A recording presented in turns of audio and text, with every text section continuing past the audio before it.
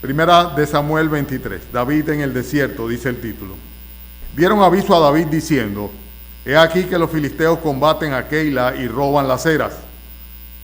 Y David consultó a Jehová diciendo: ¿iré a atacar a estos filisteos? Y Jehová respondió a David: ve, ataca a los filisteos y libra a Keila. Pero los que estaban con David le dijeron: he aquí que nosotros aquí en Judá estamos con miedo. ¿Cuánto más si fuéramos a Keila contra el ejército de los filisteos? Entonces David volvió a consultar a Jehová, y Jehová le respondió y dijo: levántate, desciende a Keila, pues yo entregaré en tus manos a los filisteos. Fue pues David con sus hombres a Keila y peleó contra los filisteos y llevó sus ganados y les causó una gran derrota y libró David a los de Keila. Y aconteció que cuando Abiatar, hijo de Ahimelech, huyó siguiendo a David a Keila, descendió con el efod en su mano.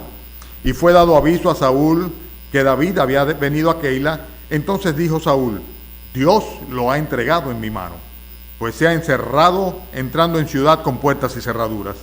Y convocó Saúl a todo el pueblo a la batalla para descender a Keila y poner sitio a David y a sus hombres.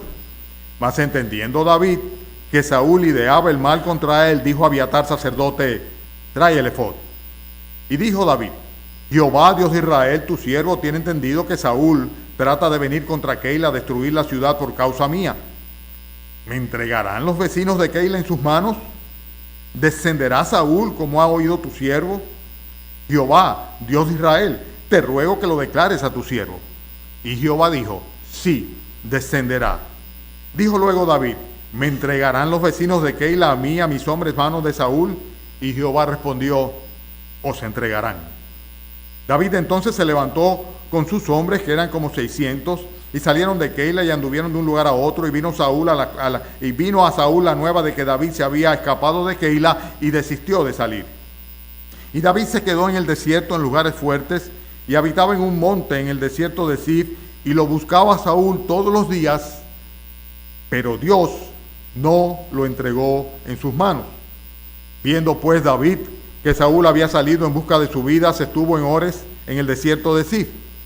Entonces se levantó Jonatán, hijo de Saúl, y vino David a Ores y fortaleció su mano en Dios. Y le dijo: no temas, pues no te hallará la mano de Saúl mi padre, y tú reinarás sobre Israel, y yo seré segundo después de ti, y aún Saúl mi padre lo sabe. Y ambos hicieron pacto delante de Jehová. Y David se quedó en Ores, y Jonatán se volvió a su casa. Después subieron los de Zif para decirle a Saúl en Gabá: ¿no está David escondido en nuestra tierra, en las peñas de Ores, en el condado de Aquila, que está en el sur del desierto? Por tanto, rey, desciende pronto ahora conforme a tu deseo, y nosotros lo entregaremos en la mano del rey. Y Saúl dijo: benditos seáis vosotros de Jehová, que habéis tenido compasión de mí. Id pues ahora, aseguraos más, conoced y ved el lugar de su escondite y quién lo haya visto allí, porque se me ha dicho que él es astuto en gran manera. Observad pues e informaos de todos los escondrijos donde se oculta, y volved a mí con información segura, y yo iré con vosotros, y si él estuviera en la tierra, yo le buscaré entre todos los millares de Judá. Y ellos se levantaron y fueron a Zif delante de Saúl, pero David y su gente estaban en el desierto de Maón, en el Arabá, al sur del desierto. Y se fue Saúl con su gente a buscarlo, pero fue dado aviso a David, y descendió a la peña, y se quedó en el desierto de Maón. Cuando Saúl oyó esto, siguió a David al desierto de Maón.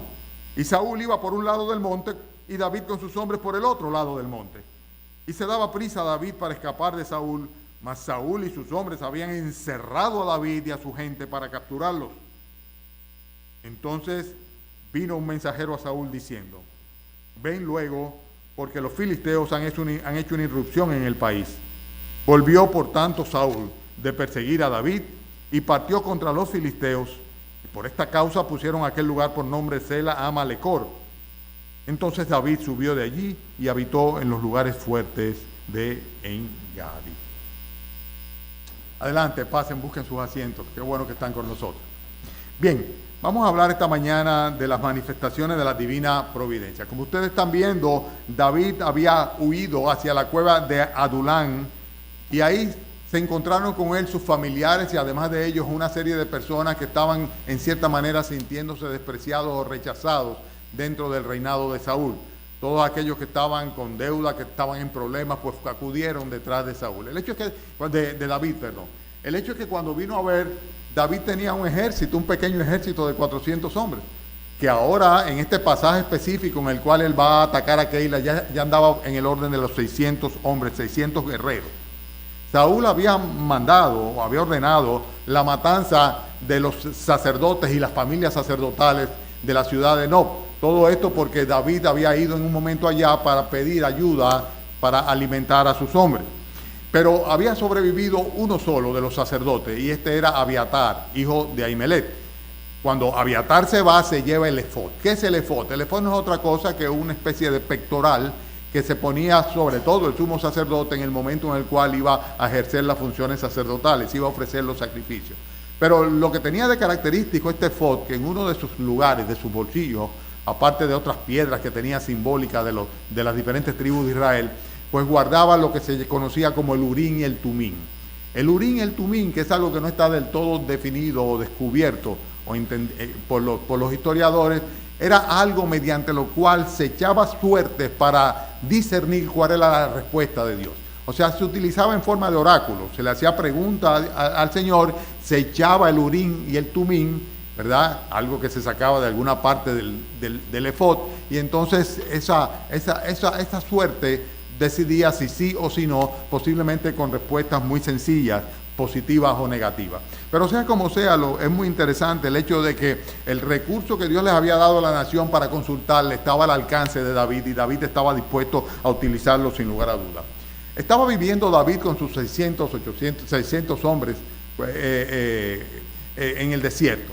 Esto implicaba una serie de inconvenientes por el hecho de que alimentara a un ejército de 400 hombres, de 600 hombres en el desierto, donde no hay mucha provisión, pues les hacía que tuvieran que moverse constantemente de un lugar a otro. Pero tendían a refugiarse en los lugares altos, que es lo que le llaman los lugares fuertes, o sea, encima de montañas de donde pudieran atisbar si se acercaba Saúl o algún ejército o algún grupo enemigo, y desde donde podrían ellos fácilmente pues atacar o contraatacar o inclusive escapar, como en este caso de este pasaje, que vemos que al final del pasaje dice que David bajó la loma de un lado mientras Saúl la iba subiendo en el otro sentido, pero llegó un momento en que sencillamente se encontró atrapado David prácticamente por Saúl.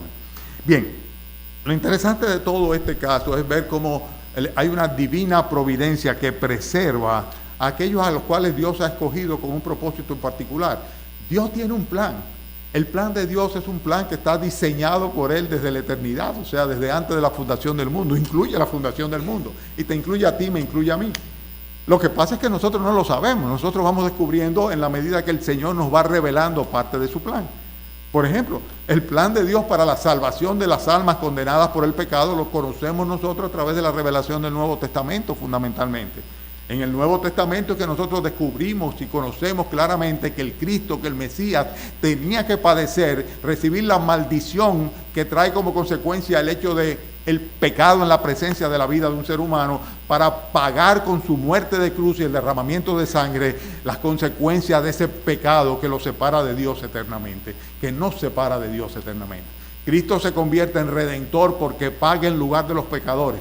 Él, el justo, el que no cometió pecado, por nosotros se hizo pecado para que toda la justicia de Dios se aplicase sobre él, y consecuentemente se cumple el plan de redención de Dios. Dios tiene un plan para redimirte a ti, para redimirme a mí también. Fuera de ese plan no hay otra posibilidad. Es el plan de Dios, que siempre es un plan perfecto y que indiscutiblemente Dios va a llevar a cabo en todas y cada una de sus partes, y nos comprende a nosotros. Lo que pasa es que nosotros no lo podemos ver completamente. O sea, lo vamos descubriendo en la medida que el Señor nos va revelando esta realidad. Yo nunca hubiera pensado que hace 38 años, a raíz precisamente del ciclón David, era que el Señor iba a utilizar en su divina providencia ese fenómeno para que yo pusiese mi atención sobre su palabra, y leyendo su palabra descubriera en Mateo, como dice la Biblia, que el reino de los cielos es semejante a un hombre que encuentra una perla preciosa, un tesoro escondido en el campo, y hace diferentes símiles, y dice que fue y vendió todo lo que tenía para poder adquirir aquel campo. Y a través de esto fue que entendí que tenía que abandonarlo todo, dejarlo todo, o mejor dicho, trocar todo, cambiar todo, entregar todo, con tal de que el Señor me diera el reino de los cielos, me concediera la salvación. Y utilizó el ciclón en su divina providencia. De otra manera, mi atención estaba tan cifrada en producir dinero, en trabajar, en prosperar, en criar, en levantar una familia, que si no hubiera sido por el toque de queda del ciclón David, pues el Señor no me hubiera concedido la oportunidad de poder acercarme a su palabra. Además de otras coyunturas que ustedes, algunos de ellos conocen ya en parte de mi testimonio de mi conversión. Pero cuando se habla de divina providencia, es un término teológico que indica la soberanía, la supervisión y la intervención de Dios en un conjunto de acciones activas de Dios, o sea, cómo Dios actúa, ¿verdad?, de esta manera a fin de socorrer a los hombres. Muchas veces nos confundimos porque no se trata de provisión cuando dice providencia, sino que se trata del ejercicio soberano de aquel que lo puede y lo controla todo y que tiene un plan y que lo lleva a cabo por encima de todas las cosas, de todas las gentes, de todas las circunstancias y de todos los tiempos. De eso es que se trata la divina providencia de Dios. Hay ocasiones en las cuales la divina providencia obra independientemente del obrar humano, pero en otras ocasiones vemos que son dos cosas que van muy combinadas. Voy a poner una ilustración. Por ejemplo, el hecho de que el ciclón llegara o no llegara al país es algo en lo cual el hombre no tenía ninguna parte. O sea, no podíamos hacer nada por evitar que el ciclón nos tocara o no podíamos soplarlo para que se fuera. ¿Verdad que no? Era imposible. Por la divina providencia de Dios, por el actuar de Dios, la actuación de Dios, de la forma activa de Dios influir, ¿verdad? O decidir. Él sencillamente decidió soberanamente alejarlo de nosotros, así como soberanamente decide estrellarlo en otros lugares. Dios es soberano absolutamente en eso. Pero hay otras ocasiones en las cuales la divina providencia interactúa con las acciones nuestras. O sea que nosotros actuamos por un lado y Dios actúa paralelamente a nosotros. Esto es muy interesante. Reflexionen sobre lo que estoy diciendo. O sea, lo que estamos viendo en el caso de David acá es que David toma una serie de pasos, una serie de iniciativas, una serie de decisiones, él con sus hombres, ¿verdad? Pero vemos que detrás de todo esto, como bien dice el texto, Dios no lo entregó en sus manos, en las manos de Saúl. O sea, fue Dios. O sea, la providencia divina hizo que David en cada ocasión de riesgo estuviese resguardado porque Dios decidió soberanamente, mediante su divina providencia, librarle de las garras, de las manos de Saúl. ¿Están entendiéndome? El dilema está en qué parte nos toca a nosotros y qué parte tal vez no nos toca a nosotros. El primer caso que vemos es cuando los libra de un peligro inminente. O sea, había una ciudad relativamente pequeña, amurallada, Keila, que estaba siendo acosada por los filisteos. ¿Qué pasa? Que los filisteos estaban robándose las ceras, o sea, el sitio donde ellos almacenaban, almacenaban y guardaban el grano, pues se robaban la comida ahí, los azotaban con esto y consecuentemente los asolaban con esto. Y consecuentemente la ciudad iba a caer en un estado tal en el cual no iba a tener absolutamente nada que comer. Entonces le llega la noticia a David. Realmente no le corresponde a David salir a pelear contra los filisteos para librar a Keila de las manos de los filisteos. ¿Le correspondía a quién? Al rey, a Saúl. Pero el Señor en su providencia permitió que David lo supiera y David se da por aludido. Tan por aludido se da que inmediatamente consulta al Señor preguntándole qué le corresponde a él hacer, qué debe hacer en esa circunstancia. Y la primera cosa es identificar el problema. A veces nosotros nos metemos en problemas que no nos atañen, ¿verdad? Pero a veces Dios quiere que nosotros nos involucremos en esas cosas, que nosotros tomemos decisiones. O sea, que él iba a ser una presa muy fácil de sus adversarios. Y con los 600 guerreros, posiblemente David no iba a lograr en absoluto confrontar la fuerza de los filisteos, el ejército de los filisteos y salir victorioso. Pero Dios pensaba darle la victoria. Y en una manera muy simple, en una parte de un versículo, se describe cómo Dios simplemente le dio la victoria a David, cómo ellos se apropiaron de todos los bienes que tenían los filisteos y cómo liberaron a Keila. O sea, cómo libraron a Keila, la ciudad de Keila, de esta situación. Porque Dios sencillamente lo había determinado así. Pero lo prioritario, cuando nosotros vemos una situación de peligro, un peligro inminente, es consultar con Dios. Y eso fue precisamente lo que hizo David. Estaba Abiatar, estaba el efod ahí, e inmediatamente dice el versículo 2 que David consultó a Jehová diciéndole, ¿iré a atacar a los filisteos? O sea, me meto en el pleito, debo hacer algo. Tú has permitido que yo me entere para que yo participe de ello. Y inmediatamente el Señor le responde. Dice el mismo versículo 2 que Jehová le respondió a David: ve, ataca a los filisteos y libra a Keila. O sea, Dios le estaba dando un mandato. Muchas veces nosotros recibimos y tenemos convicción de que la voluntad de Dios es que hagamos algo, y entonces debemos simplemente hacerlo, como David lo va a hacer sin lugar a dudas. Él se comunica con su grupo, con su ejército, por así decirlo, y entonces ellos dicen: pero imposible, ¿cómo vamos a ir nosotros a pelear contra los filisteos si estamos aquí muriéndonos de miedo, ¿verdad?, por la persecución de Saúl, y nos vamos a enfrentar nosotros al ejército de los filisteos? Imposible, no podemos.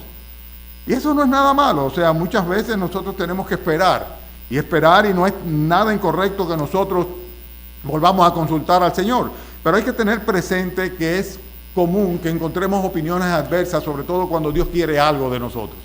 Siempre Satanás va a tener a sus mensajeros que van a tratar de decirnos: no, de ninguna manera, no haga eso. Y por lo general hay que tener claro que el miedo tiende a paralizar, así como por el contrario la fe impulsa a las personas. Entonces lo que estoy diciendo es simplemente que procede reconfirmar con el Señor. Ante algún tipo de duda, pues de nuevo se vuelve a la presencia del Señor. ¿Qué hizo David? David oró al Señor, presentó su súplica al Señor para que le revelara qué era lo que debía hacer. Y una vez más lo hace así. Dice que entonces David volvió, versículo 4, a consultar a Jehová, y Jehová le respondió y le dijo: levántate, desciende a Keila, pues yo entregaré en tus manos a los filisteos. Oye, más claro no podía estar. O sea, había una situación de peligro inminente. Dios quería que David y sus hombres se involucraran en ello, y Dios le estaba diciendo de una manera muy clara que le iba a conceder la victoria. Consecuentemente, hay que actuar en fe y hay que echar hacia adelante, actuar en consecuencia. Y eso es lo que vemos que pasó. En el versículo 5 dice que David fue con sus hombres a Keila, peleó contra los filisteos, se llevó sus ganados, causó una gran derrota y libró a los de Keila. Es en su providencia. O sea, no fue porque ellos tenían la capacidad de vencer el ejército de los filisteos. Fue simplemente que Dios permitió en su divina providencia, soberanamente, en base a su intervención divina, que ellos tuvieran una victoria donde no se habla absolutamente de que tuvieran ninguna baja. Aparentemente, por lo que vemos acá, el grupo de David no tuvo ninguna baja, y porque no hace referencia a ello, y en el futuro vamos a ver que por el contrario se engrandece en número los que están batallando juntamente con David.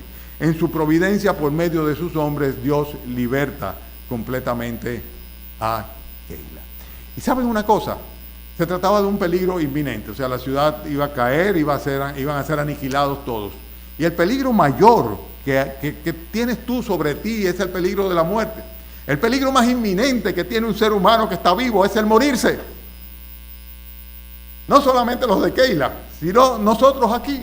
O sea, hay un peligro de muerte que viene como consecuencia necesariamente del pecado.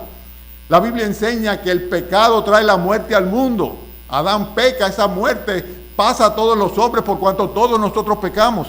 Y este pecado nos convierte en enemigos de Dios, en adversario de Dios, y conduce directamente a una eternidad de condenación, de sufrimiento, de separación de Dios. Y es un problema que tenemos enorme, porque esta pecaminosidad está en nosotros mismos. Y por eso Cristo se hizo hombre, vino a salvar lo que se había perdido. Vino a buscar a los pecadores para que se arrepintiesen de todo corazón, para librarnos del pecado, librarnos de la muerte y librarnos por completo de la condenación eterna que nos espera como consecuencia de nuestro propio pecado. Y lo curioso del caso es que habiendo tal convicción en cada uno de los seres humanos de la realidad de la muerte, como el riesgo mayor, el más inminente que tenemos nosotros, que hoy estamos aquí, mañana no sabemos si vamos a estar respirando sobre la faz de la tierra. Sin embargo, muchas personas no acuden al Señor, no buscan de Él su voluntad, no se arrepienten de sus pecados y no aceptan la provisión de Dios en su divina providencia. La provisión en su divina providencia. Dios provee un Redentor, un Salvador, dentro de su soberana potestad, para que sea el único mediador y el único Salvador entre Dios y los hombres.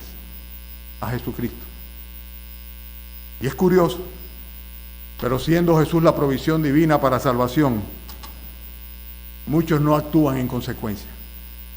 A pesar de que el Señor los llama y los invitan, siempre tienen un tropiezo, siempre tienen un problema, un obstáculo, para sencillamente acudir a Él, obedecer y responder para que Él les libre del peligro inminente en su divina providencia.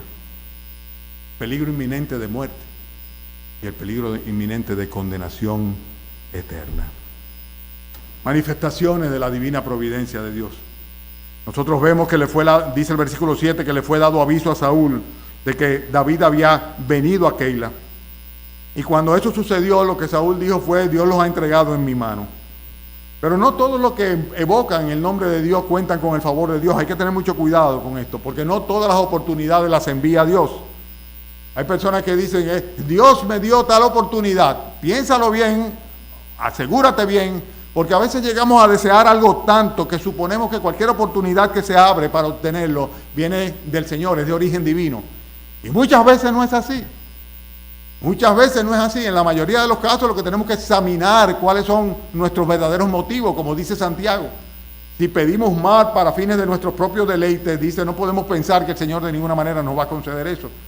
Pero Satanás sí está dispuesto a ponérnoslo ahí, a tiro de pájaro, a boquejarro, como decimos o decíamos en una época, delante de nosotros. Siempre que vemos algo que parece ser una oportunidad, pero que es contraria a la voluntad expresa de Dios en su palabra, es algo que no viene de Dios. Por eso debemos examinarnos a nosotros mismos.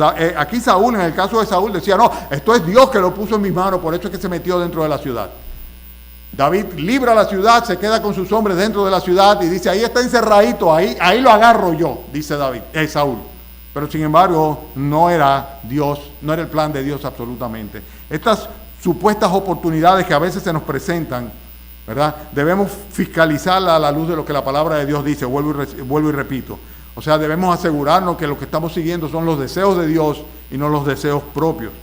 El Señor advirtió que no todo el que dice Señor, Señor entrará en el reino de los cielos, sino el que hace la voluntad de su Padre que está en los cielos. Por eso dicen: en aquel día muchos me dirán: Señor, pero aún en tu nombre nosotros echamos fuera demonios, nosotros hicimos milagros, etcétera, etcétera. Y el Señor responde: nunca os conocí.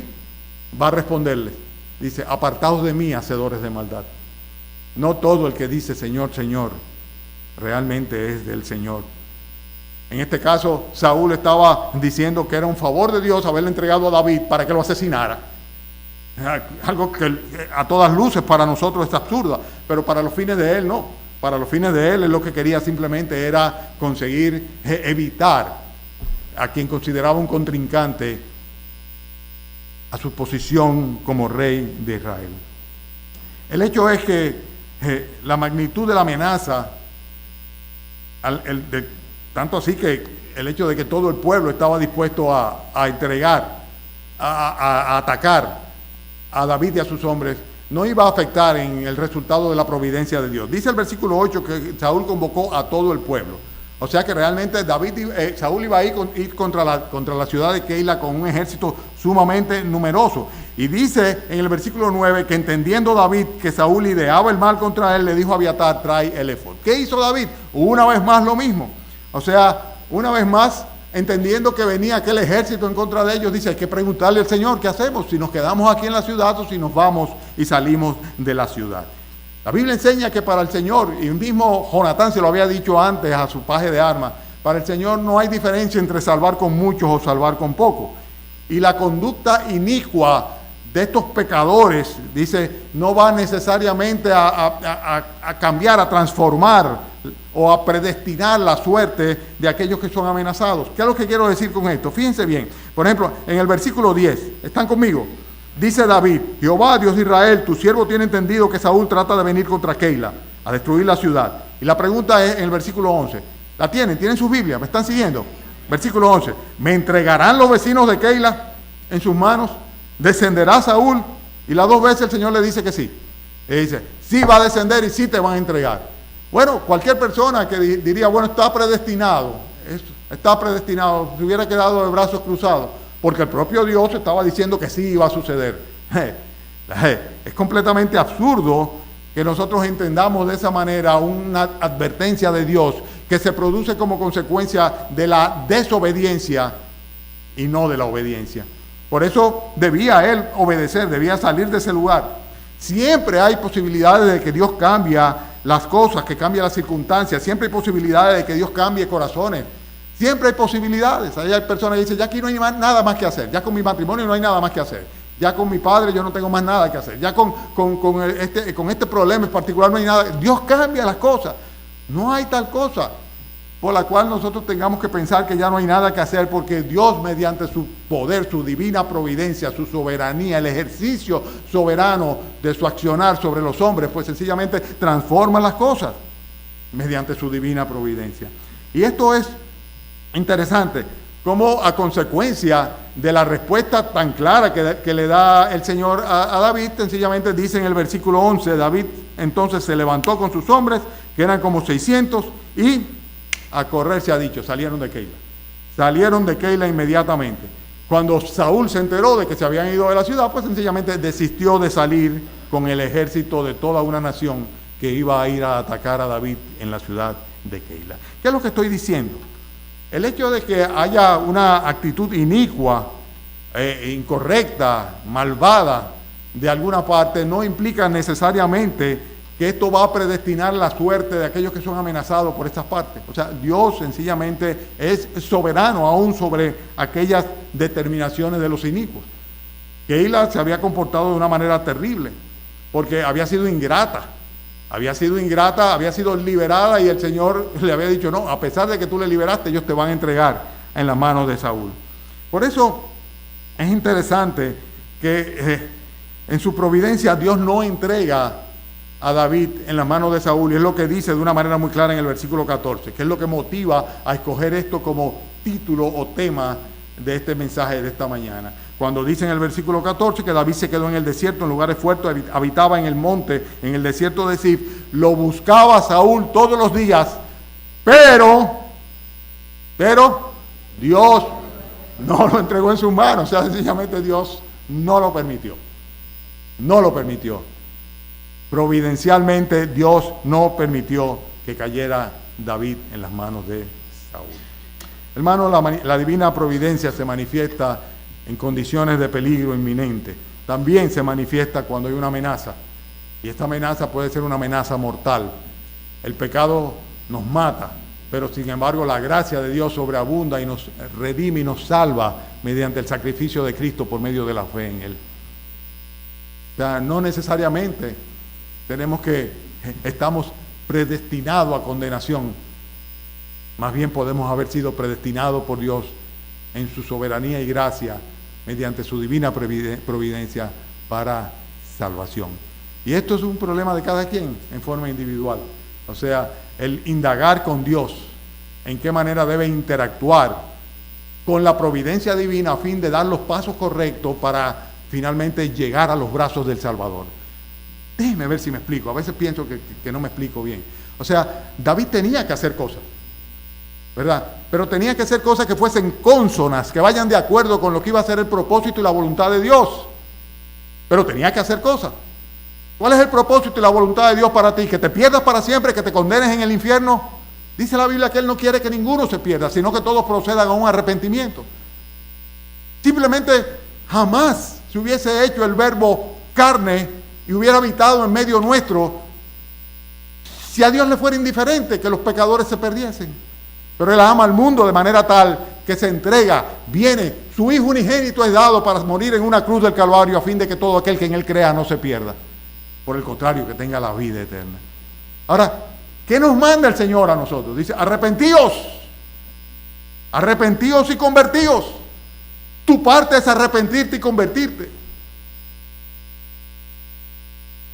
Pero Dios, en su divina providencia, es que tiene la última palabra sobre si te entrega en los brazos del infierno o te rescata en los brazos del Salvador. Él es que tiene la última palabra. ¿Qué te toca a ti? ¿Qué le tocaba a David? Irse de Keila. ¿Qué le tocaba primero a David? Atacar a Keila y luego salir de Keila. Pero a la larga fue el Señor quien no permitió que Saúl le tocara. Tú haces tu parte, Dios hace soberanamente su voluntad, la cual va a ser de todas maneras. Procura tú hacer tu parte. La divina providencia también se manifiesta, y muchas veces nosotros los hijos de Dios podemos darnos cuenta de eso, fortaleciendo a aquellos que están extenuados. A partir del versículo 15 nosotros vemos que habla de cómo se convierte esto en una especie de rutina en la vida de David y sus hombres. El huir, el escapar del acoso de Saúl es una cosa que está regularmente. Entonces sencillamente tiene que estar huyendo de un lugar a otro del desierto. Pero no lo encontraba. Y mientras que Saúl no podía encontrar a David, sin embargo Jonatán, el hijo de Saúl, llega donde él. Y dice el versículo 15 que viendo pues David que Saúl había salido en busca de su vida, se estuvo en horas en el desierto de Zif. Pero el 16 dice, versículo 16, entonces se levantó Jonatán, hijo de Saúl, y vino a la tierra de Ores, y dice, y fortaleció su mano en Dios. Y le dijo, no temas, pues no te hallará la mano de Saúl mi padre, y tú reinarás sobre Israel, yo seré segundo después de ti, etcétera, etcétera, etcétera, y hacen pacto. Esta va a ser la última vez que van a verse el rostro y se van a abrazar y van a confirmar el pacto de amor y de amistad entre Jonatán y David. Jonatán va a morir posteriormente, como vamos a ver, y ya no van a volver a verse. Pero es interesante cómo Dios, en su divina providencia, fortalece a aquellos que están agotados, que están cansados, que están siendo perseguidos o acosados. Y en este caso lo hace por medio de personas amadas, personas queridas. Mientras que Saúl no encontraba a David, sin embargo Jonatán llega con mucha facilidad. Y cuando viene con un propósito específico. Lo dice acá el versículo 16. Dice, a fortalecer su mano en Dios. ¿La mano de quién? La mano de David. Sencillamente a llevar a David a una mayor dependencia y confianza en Dios. ¿Y cómo lo hace? Lo hace confirmándole lo que ya Dios le había prometido. Dios le había prometido el hecho de que él iba a ser el rey. Y le dice a Jonatán, yo sé que tú vas a ser el rey, aún mi padre lo sabe que tú vas a ser el rey. Dice, yo voy a ser segundo después de ti. En otras palabras, Dios tiene un plan que lo va a llevar a cabo contigo, así que ponte duro, ponte fuerte, fortalécete en el Señor, porque Dios está obrando en su divina providencia, soberanamente Dios está obrando. Y muchas veces nosotros necesitamos personas así. La Biblia dice que hay hombres cuyas palabras son como espadas. Oye, personas que si abren lo que hacen es herir a los demás. De que abren la boca, de que hablan, lo que hacen es sencillamente, oye, hay que tenerle miedo a esas bocas, esas lenguas viperinas, aquellos que dicen, yo no soy ordenario. Pero dice, sin embargo, que hay hombres cuyos labios son como medicina. Y en el caso sin lugar a duda, que Jonatán iba a traer palabras de aliento, de fortaleza, fortaleciendo la mano de Dios. Ese es un don que tienen algunas personas, el cual es tan importante, porque todos nosotros somos tan vulnerables. Todos nosotros necesitamos ser refrendados, apoyados, ayudados. Es tan importante esto dentro de una iglesia. Estaba animando a David. Jonatán estaba reiterándole las promesas que Dios le había hecho. Le dice, no temas, no temas. Dice, mi padre no te va a encontrar. No te hallará la mano de Saúl, mi padre. Dice, y tú reinarás sobre Israel. Dios, en un momento preciso, permitió que llegara la persona precisa donde ningún otro hubiera podido llegar, para que le dijera la palabra precisa, en la forma precisa, a David en el momento preciso, a fin de fortalecerle y animarle. Eso es providencia de Dios. Cuando experimentamos esa bendición de ser fortalecido en Dios como consecuencia del apoyo de la palabra, del consejo, de la oración de un hermano, pues sencillamente nos sentimos agradecidos a Dios por la provisión, por la providencia de Él a través de ese hermano. 2 puntos más y ya termino con el mensaje de esta mañana. Este pasaje nos enseña sobre las manifestaciones distintas de la divina providencia de Dios sobre David y los suyos, ¿no? Y vemos acá que Dios en su divina providencia también le guarda de acechanzas y de traiciones.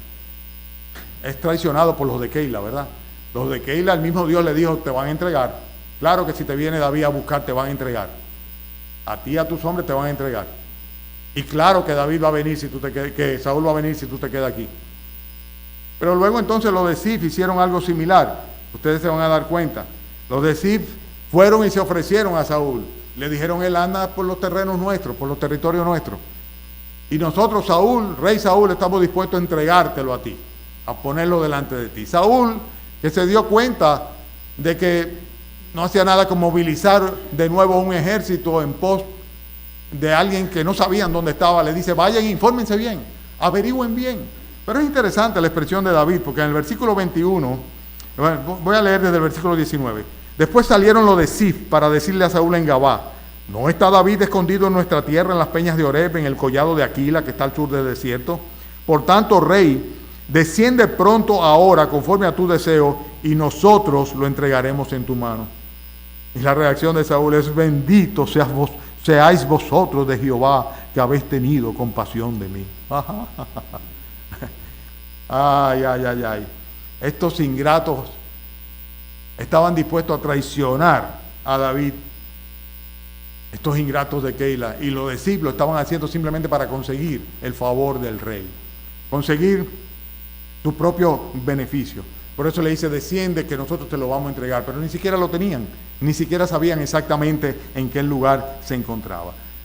Ellos parecían haber logrado el favor del rey cuando el Señor le dice, bendito sois vosotros de Jehová. Pero sin embargo el rey lo que hace es que los despacha. Y en su divina providencia el Señor no permitió que pudieran realmente los de Zif entregar como prometían a Saúl, a David y a sus hombres. Pero finalmente nosotros vemos a partir del versículo 25 que viene una circunstancia muy particular.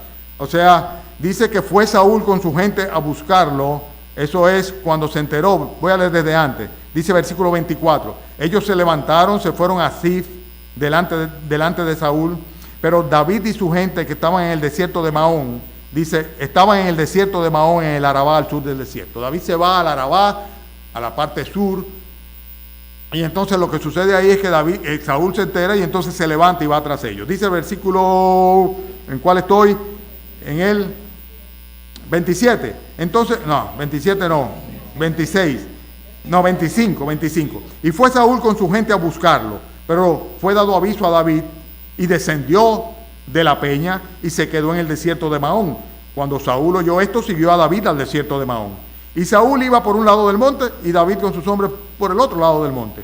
Se daba prisa a David para escapar de Saúl. Mas Saúl y sus hombres, que dice, habían encerrado a David y a su gente para capturarlo. Ahora sí, estaban cogidos. Estaban rodeados, estaban cogidos, ¿verdad? Y aparentemente no había ninguna posibilidad, ninguna salida. Sin embargo, nosotros vemos que Dios, en medio de esas circunstancias, produce un cambio en las circunstancias o nuevas circunstancias para, de cualquier manera, cumplir con su propósito conforme a su divina providencia.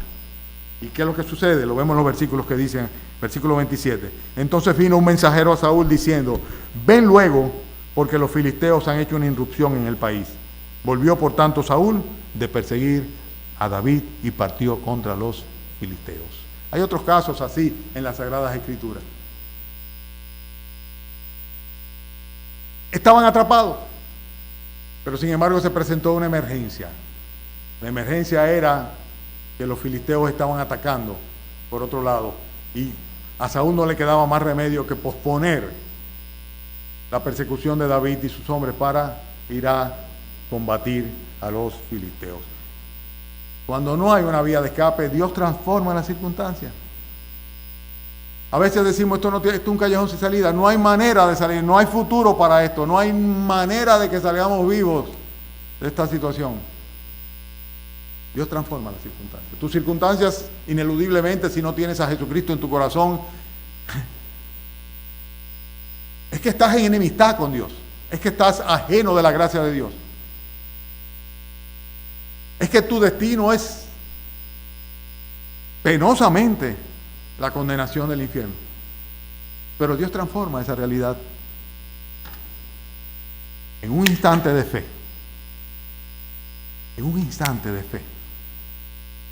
Si eres capaz de creer y confiar que Jesucristo tiene el poder para con su divina providencia transformar tu corazón, darte un corazón nuevo, hacerte una nueva criatura, perdonar tus pecados y regalarte el don de la vida eterna, entonces sencillamente lo que tienes que hacer es pedírselo, arrepentirte de tus pecados delante de Él y decirle: Señor, te entrego mi vida, mi alma, mi corazón, me entrego todo a ti. Y tus circunstancias van a cambiar inmediatamente. Pasarás de ser un adversario y un enemigo de Dios a causa del pecado a ser un hijo de Dios, una hija de Dios por medio de la fe en Él. La Biblia dice que a todos los que reciben a Jesucristo, creyendo en su nombre, Dios les da el derecho de ser hechos hijos de Dios. El derecho de ser hechos hijos de Dios. Y pasarás de ser un adversario de Dios a ser un hijo de Dios. Pasarás de ser un enemigo de Dios a ser un santo de Dios. De ser un condenado a ser un justificado. Porque en su divina providencia, conforme a su plan eterno, Dios va a manifestar su misericordia sobre ti. Te va a perdonar, te va a salvar y te va a transformar. Y cuando eso sucede, solamente podemos decir: qué grande es nuestro Dios. Qué grande es nuestro Dios. Cuán poderoso es nuestro Dios. Mi oración a Dios en esta mañana es que así como libró al país en su divina providencia del ciclón que venía para acá y que iba a destruir con categoría 5 toda la infraestructura de esta nación, que así en su divina providencia tenga bien hoy llevarte a un arrepentimiento genuino, tener misericordia de ti, aplicar la sangre que Cristo derramó sobre tu corazón, lavar tus pecados con la sangre del Cordero de Dios que quita el pecado del mundo. Y en el día de hoy, por su divina providencia, hacerte tu hijo, su hija, dándote el perdón de los pecados y la vida eterna. Esa es mi oración. ¿Es la tuya? Porque en la divina providencia de Dios, como en el caso de David, muchas veces Él requiere que nosotros actuemos.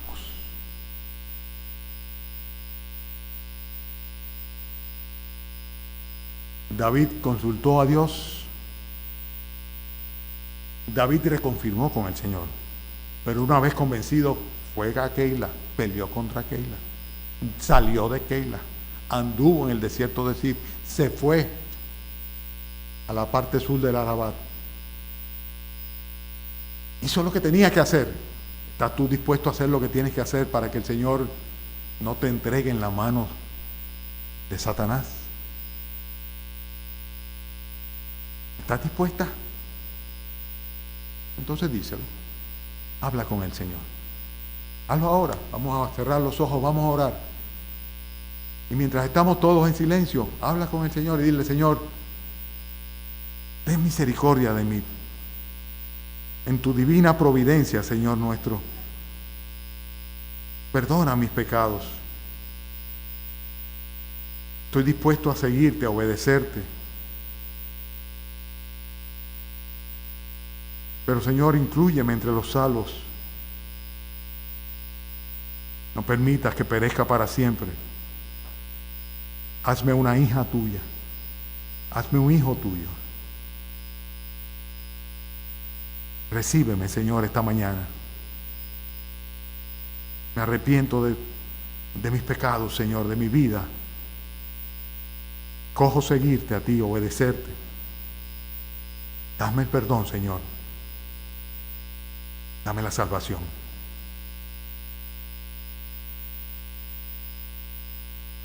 Padre, qué bueno saber, Señor, que tú gobiernas sobre el reino de los hombres.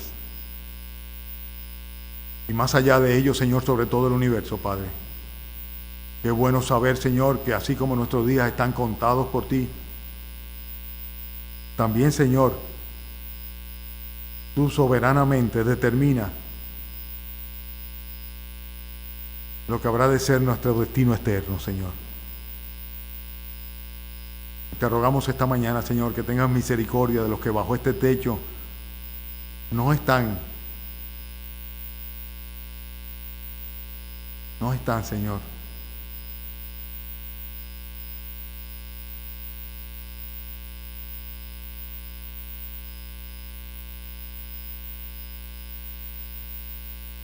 Gracias porque podemos confiar, Señor, en tu providencia. Y gracias, Señor, porque tu soberanía, Señor, se erige por encima de la maldad de los hombres. Perdona y salva en esta mañana, Señor. Te lo suplicamos en el nombre de Cristo Jesús. Amén.